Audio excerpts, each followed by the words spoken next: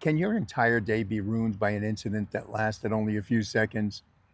I get it. It used to happen to me all the time. And to be honest, it still does from time to time. Not all day because I catch it much sooner these days. Sometimes I catch it in seconds, and other days it may take me a few hours. The important part is catching it. Can you remember the last time you got really upset? For half a second, there's a jolt, a rush of emotions that moves through your body. The adrenaline kicks in, your heart begins beating faster, your muscles tighten, and then, almost instantly, a voice shows up. Who the heck does he think he is? How dare him talk to me like that? I can't believe this has happened to me again. I don't have time for this drama. The incident may have lasted only a few seconds, but the story your mind creates around it may remain for the rest of the day, or for some, an entire week. The incident ended, but the inner voice keeps going and going and going. The emotional pain can become so intense that you may find yourself telling the story to coworkers, to friends, to family, or anybody who will listen, hoping that telling somebody or hearing someone say you're right might ease some of that pain. I understand that too because I remember doing it. I remember telling the same painful story to anybody who will listen, not because I wanted attention, but because I was hurting. And in those moments, being heard relieves some of that pain. But it might also just be a distraction from the pain. Sometimes we need somebody to witness what happened, and saying it out loud may help us understand what we're feeling. I believe that learning how to process pain is one of the stages we pass through as human beings. Telling the story can be part of that process.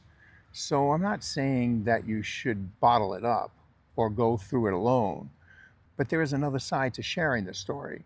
Sometimes we aren't only telling someone what happened, we're inviting them into the experience with us. They begin feeling our anger, our fear, our hurt, and before long, two people may be carrying the emotional weight of something that originally happened to one. Perhaps that is part of what people mean when they say misery loves company. Not because people who hurt other intentionally want them to suffer, but because pain wants to be witnessed. Maybe it wants somebody else to agree. You're right, you should be angry. For a moment, that feels like relief, but it can also give the story new life.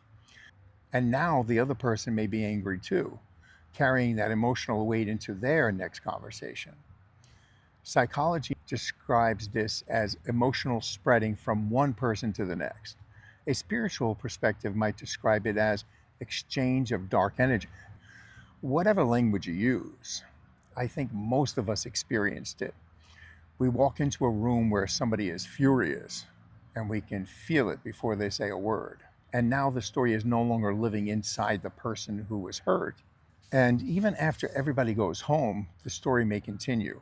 Later that night, while laying in bed, you begin telling it to yourself again, replaying their words and imagining what you should have said over and over and over. It sounds exhausting, doesn't it?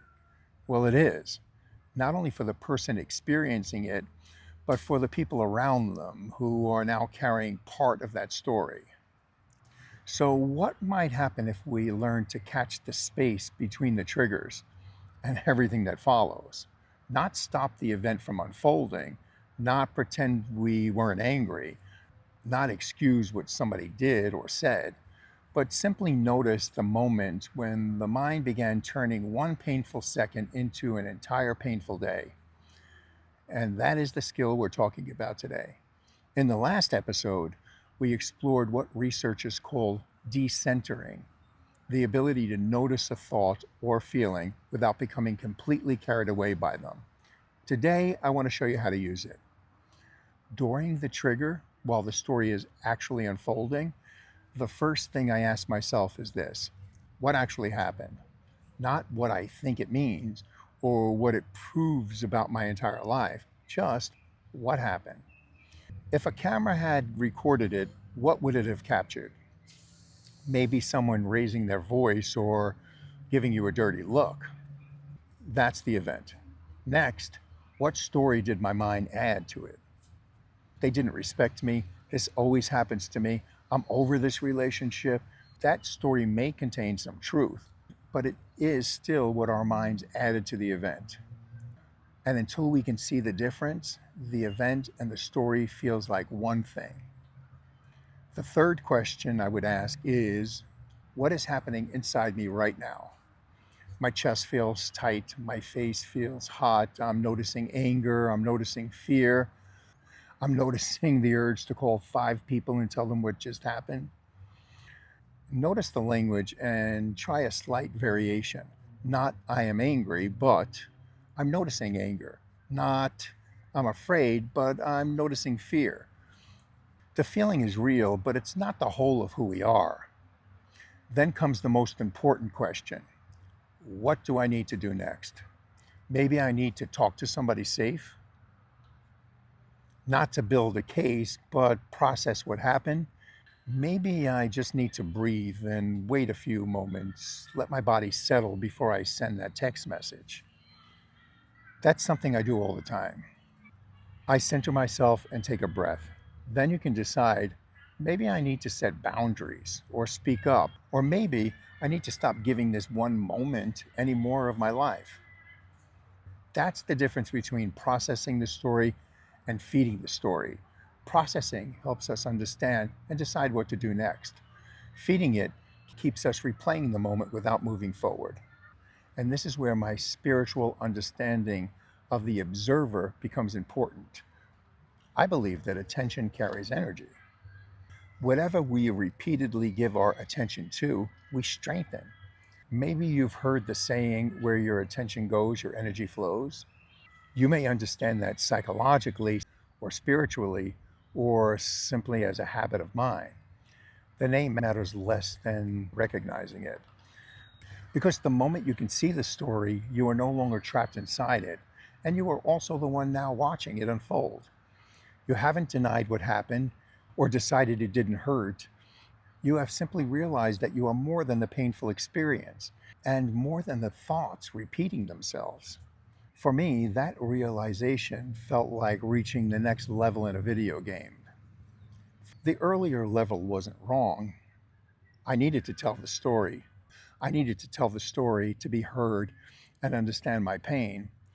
But the next level required me to recognize that the story was no longer helping me. The experience may still be part of my life, but it no longer has to control the person holding the controller. And that is where freedom begins. So the next time you feel that jolt and the story begins building around it, stop. Try and ask yourself 4 questions. What actually happened? What story did my mind add? What's happening inside me right now? And what do I do next? You may not catch it immediately. Sometimes it takes a few seconds. Sometimes it takes hours. But every time you catch it, you've stepped out of the story long enough to see it. And once you can see it, you have a choice about what happens next. Celebrate those moments. Pat yourself on the back. Get some ice cream, because this, and this is my opinion, is a huge life transformative step. In the next episode, we'll explore what sustained meditation practice may actually change in your brain. But for now, just practice catching the story.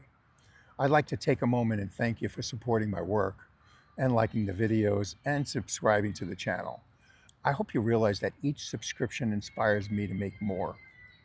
Hi, I'm Dr. James, and I'll see you in the next episode, because growth doesn't end here, and we have so much more to unpack together. So when you're ready, your next step is waiting.